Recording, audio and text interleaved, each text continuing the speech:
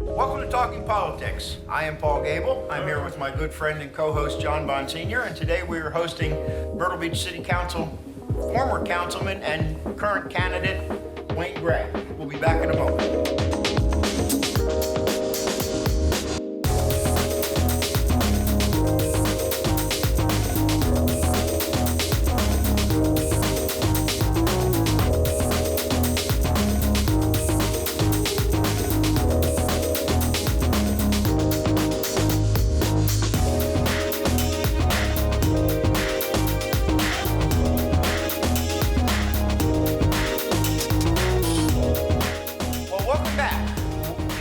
Studio at 605C North Kings Highway. We have Wayne Gray today. Good morning, Paul. And Wayne, you took like a 2-year hiatus from council and decided to run again. And just give us an overview of why you made the leap again. Yeah, sure. Glad to. Thanks. Or are you a glutton for punishment? Is that sometimes you can answer the question. It's insanity and stupidity all at the same time. John, good morning. I'm glad to be with you. Thank you for the invitation and appreciate what y'all do in Talking Politics. Did serve 16 years on Myrtle Beach City Council formally, 3 terms of Mayor Pro Tem. Did not run for re-election in 2017, needed to take a break, have taken that break, and now I'm ready to offer myself. Re-energized, and now I'm ready to offer myself. My youngest child was a senior, going to be a senior in high school at the time, and so now that she's graduated and on, there's no children at home, and I have opportunity to offer myself for a candidate again. You know, frankly, I joke, but I'm a native of Myrtle Beach, and this area has been wonderful to my family, and was taught at an early age the responsibility of serving in your community through your schools, your church, appointed bodies, and elected body. And I just absolutely love it. When people ask, well, why are you running? Frankly, the best answer I can give is just in my DNA, and I believe that it's a calling to serve. So, and I think that my experiences of experienced leadership, taking leadership positions of the years that I've served would be beneficial to this current body. You know, there were 3 new elected officials in 17 that had not served before. And when I look at the opportunities that we have in front of us, that I want to be a part of that effort, to be a part of some real serious challenges that are in front of us. Well, in Myrtle Beach, I mean, it is in a challenging time, I think. I mean, having moved down here in 1983, what I see today in Myrtle Beach is not the Myrtle Beach that we came to in 1983 by any means. And I realize we can't go back in time and don't want to. Mm-hmm. But by goodness, we don't have to put up with what it has become. And with all due respect, I must mention it. I have to mention it. Can't be with Wayne Gray and not mention it. My first experience with him was when he was the sophomore quarterback at Myrtle Beach High School going to a state championship. How about his singing? That's what I remember. Well, you were also a singer in the Glee Club. No, we're not going to ask you to sing now, but maybe later. I had to take that as an elective, but, you know, I went back and looked at the tape that you did with us maybe about 9 months ago. No, a year ago, and we did it over at Sugami. Mm-hmm. And looking at that, you were at that time talking about infrastructure. Mm-hmm. And that's what you would like to do. And I see on your palm card you have also 5 different subjects or topics that you want to further explore if you become elected, and one of which is public infrastructure. Mm-hmm. You want to talk about that? Sure, thanks, John. When I look around, I mean, that's one of the core functions of local government. I mean, first and foremost is public safety. Right. And in the environment that we're in, we've got to make sure that people, residents, business owners, property owners, visitors that come here are safe and secure. As a part of this, equal to that, is our public infrastructure. That certainly, when we say that, most people mean roads. Well, yes, that includes roads and the ability to move around, but that also means your water and sewer lines, your stormwater drainage facilities, your transfer station that serves as your residential waste pickup, and we're facing a challenge right now in the city. And I would say that I think some of those water and sewer lines, some of those stormwater drainage facilities, our transfer station, the equipment that serves our sanitation and solid waste pickup, those are not what you would call sexy items. They don't get a lot of newsprint. But guess what? If you don't have the right size water and sewer line, then growth and development can't occur. If you're not able to move the rainwater off of property and into the public facilities and ultimately to its discharge point, you're flooding. If trash is building up in the streets and you can't pick it up fast enough, or you can't process it at an aged facility, then you're going to have that quality of life that we all enjoy, which is the same reason that people come to vacation here. Talking about garbage at the landfill is almost completely filled up. What are they going to do next? What was the next segment you're going to do? You're shaking your head, no, Paul? Well, there's You don't think that's going to be a problem in the future? Well, it's going to be a problem in the future. Well, how are they going to handle it? But you That's say the almost point. filled up, and that's But that's how a are county they- issue. But the point is, how are they going to handle it? Well, we've got As you're at getting all least of these- 20 years yet, John. But look at all the development that's coming in here with the housing. They're talking about another 1,000 units over at the Market Common. They're talking about 500 units here. You got one right on 17 bypass. So you got units coming up there. They're clearing up land all over the place. So where's that? That's garbage. Well, it is, but construction it's a garbage, county and that has issue. to go to the landfill. And the landfill, he's the subject. Well, as Paul You're the said, subject. the landfill is managed by Wake County government. But within the jurisdiction of the city of Myrtle Beach, we are the largest producer Yeah. of the waste stream. So you're right, we have to partner with Wake County government. You mentioned garbage. That's why I brought it up. Right, and that's an important component. But I want to make sure, and a part of is building a state-of-the-art transfer station where ultimately, maybe, we're able to transfer that waste to somewhere other than the landfill here in Horry County.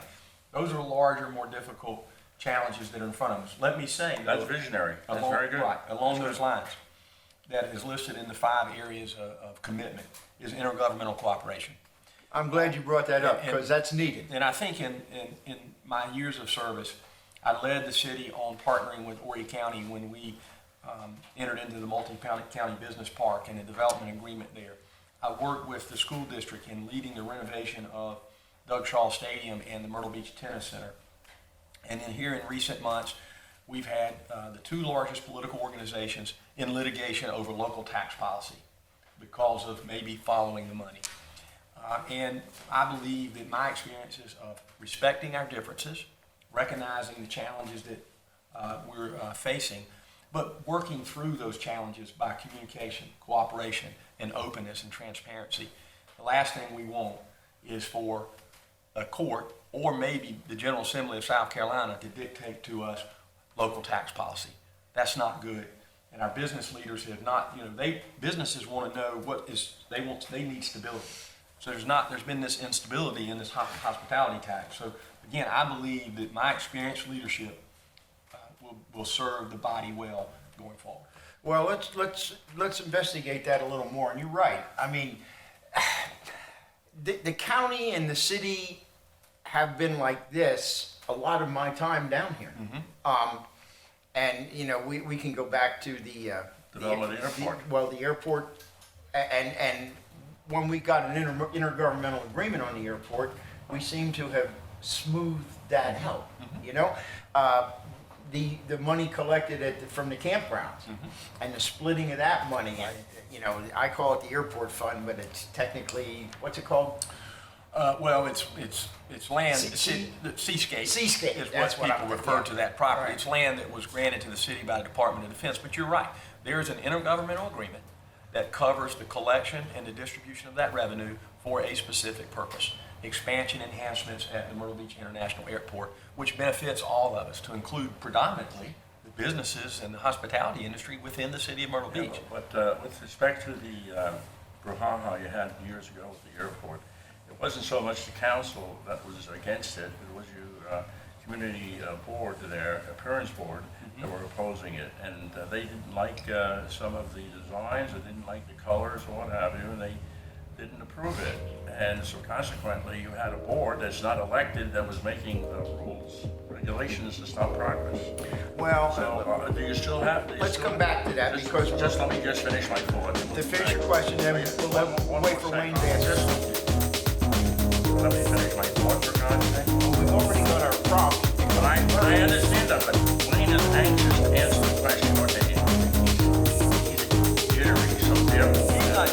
We'll go to commercial. We'll do that. He's on my list.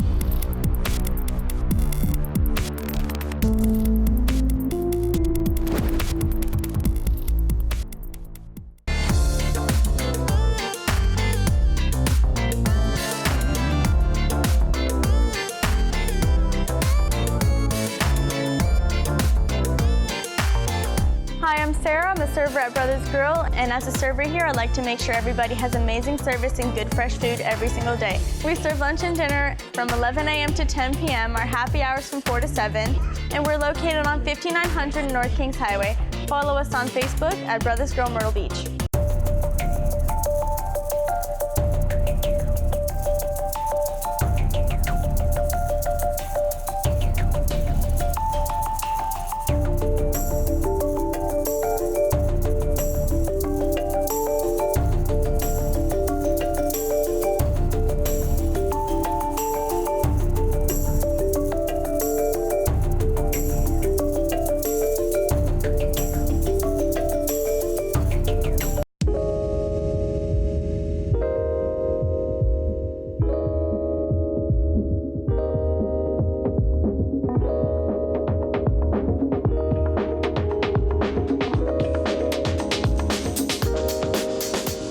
Welcome back, and we're in the middle of John's thought. I hope he still has it. You well, there he goes again. Like my mind again. See him? Look, take it easy, relax. We have another 15 minutes. Let me develop my thoughts. This local production of the Two Grumpy Old Men. Very grumpy old man. You got that right. And you're the producer. You got that right. You're the director. But anyway, the Community Appearance Board, is that still an effective force, you think, here in the city? Or are you going to dilute their authority somewhat? No. If you get elected, what is your game? No, the City Council, ever since the inception, has granted powers to that Architectural Review Board.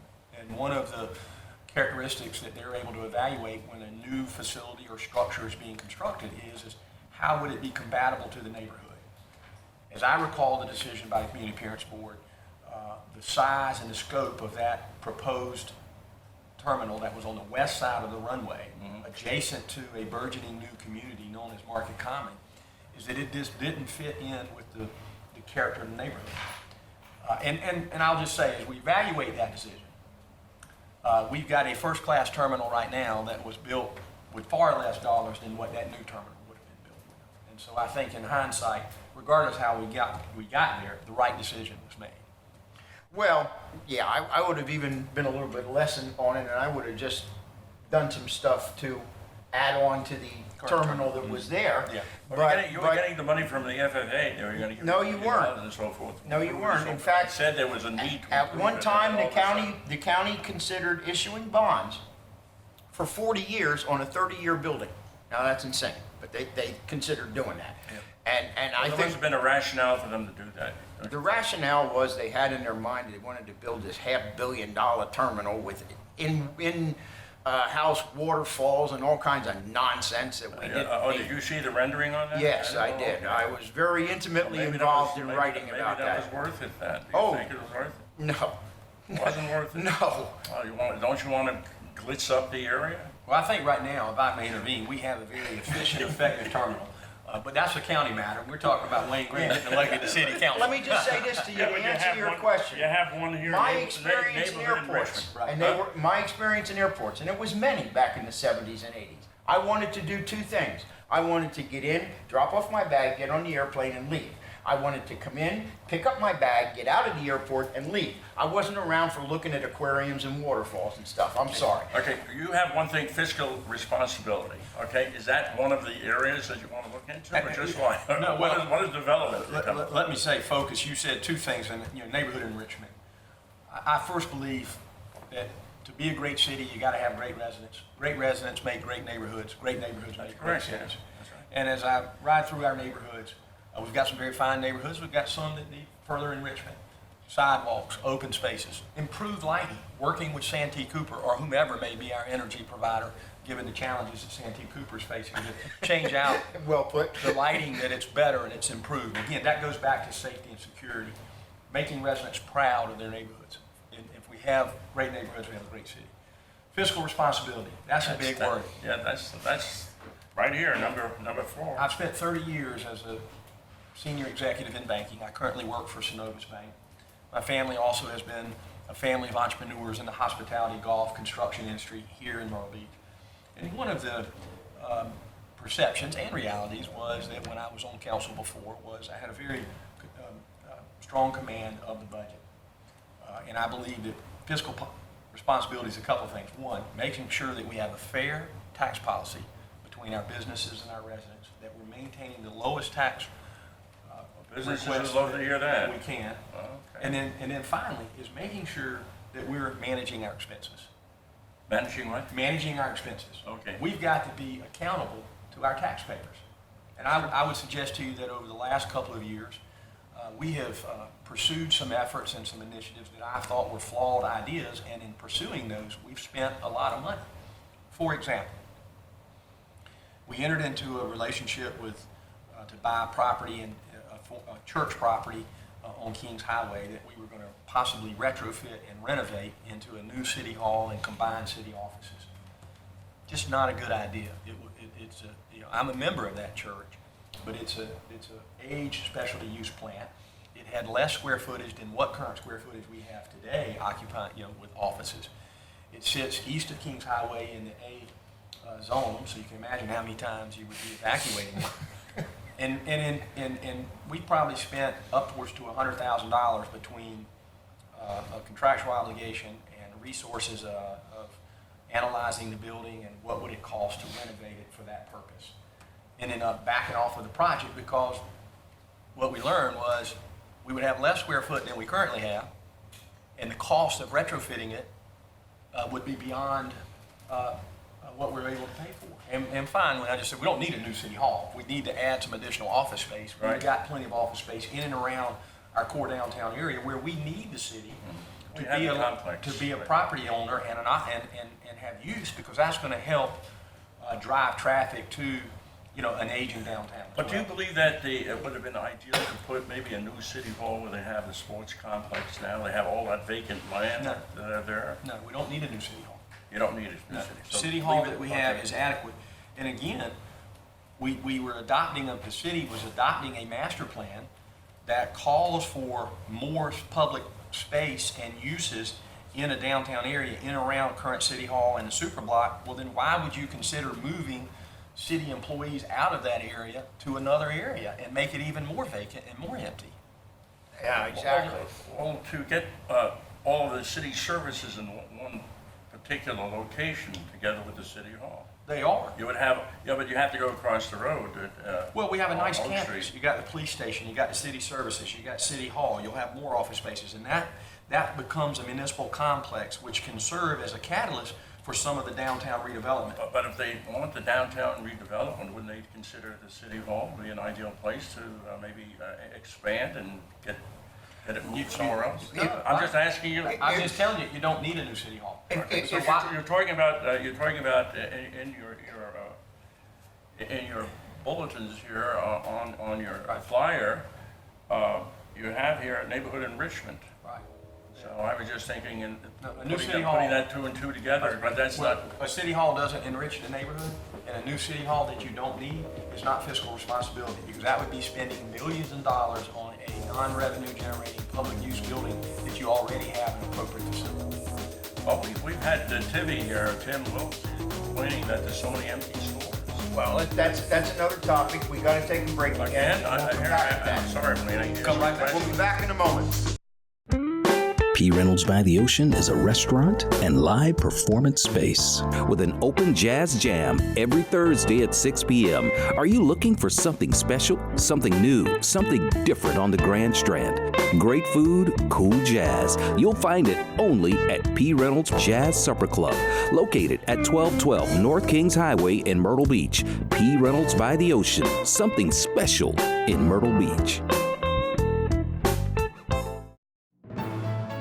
Striving for excellence is what we all do.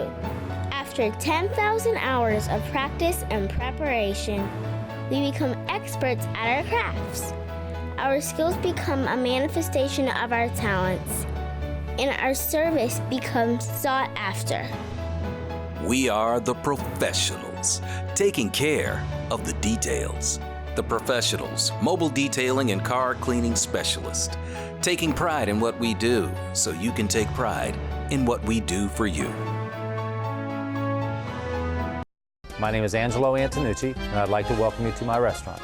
I've been in Myrtle Beach now for over 30 years, and we are the home of the greatest steaks in the universe. Here at Angelo's, we have a fantastic Italian buffet with your favorite pastas served with meatballs and sausage and delicious gourmet pizzas. But where we really shine is our entrees like our scampi traditional, Alfredo or lemon romano served over linguine, our French pork chops with garlic mashed potatoes, and our twin fillets featuring our signature marsala sauce. It's a great place to enjoy with family and friends, so stop by and see us at our new location at the corner of 24th Avenue South and South Kings Highway. Don't just take my word for it. Come in and try Angelo's, home of the greatest steaks in the universe. Here at Angelo's.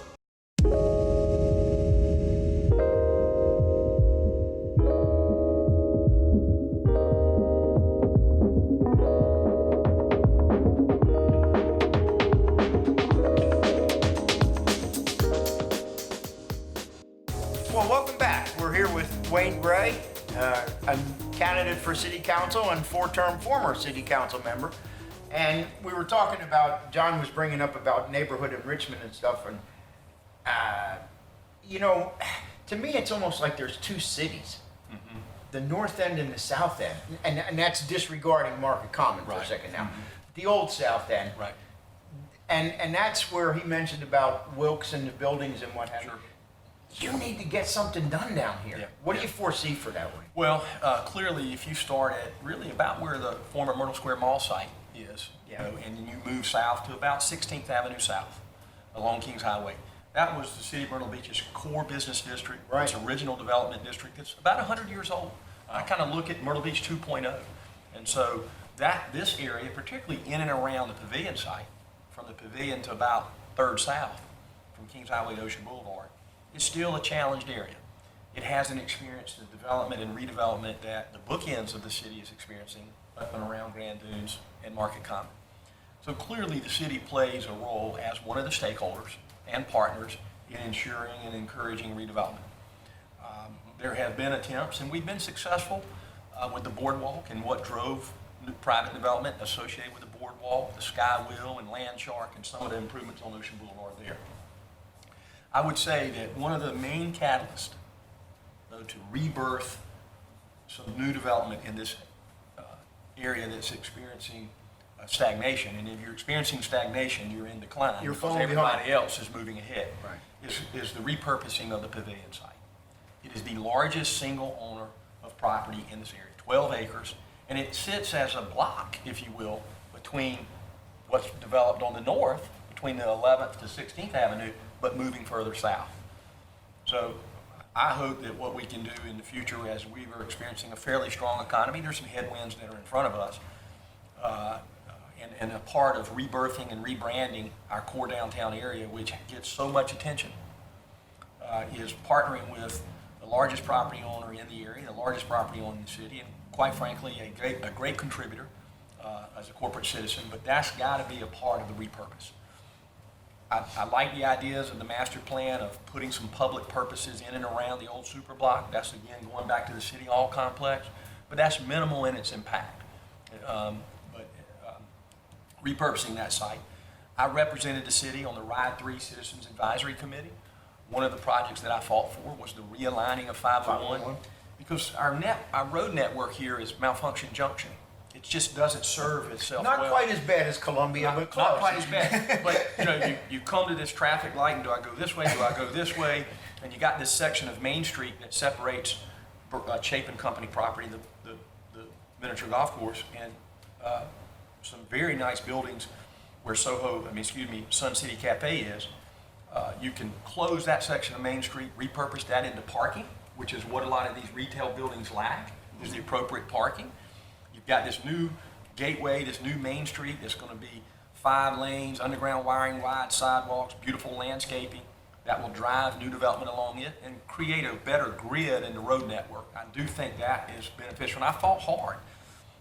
You're only talking about a mile or half a mile of a roadway, a $20 million project that, working with the other 17 officials that reported on the advisory committee, that I had to convince and explain, why are we going to spend $20 million on only $500,000? Well, the reason why is that within the jurisdiction of the city limits of Myrtle Beach, 40% of that 1% sales tax that's collected for roads, Ride 3, which is roughly $75 million a year, 1% of that comes within the jurisdiction of the city limits of Myrtle Beach. So, so making sure that we've got good access and endpoints into our historic entertainment and hospitality district was important. And I'm glad to say that all of that was adopted by the Sales Tax Commission, and all of those road projects were adopted by 70% of the citizens in the advisory. Before we wrap up, there's one other issue that you want to discuss, and that's public safety. Sure. Well, I was a part of the effort in 2016 and 17 of what we call the retention and recruitment plan for the city of Myrtle Beach, where we recognized that we weren't investing enough resources both in technology and in compensation to our police officers, and that we needed to expand the number of police officers.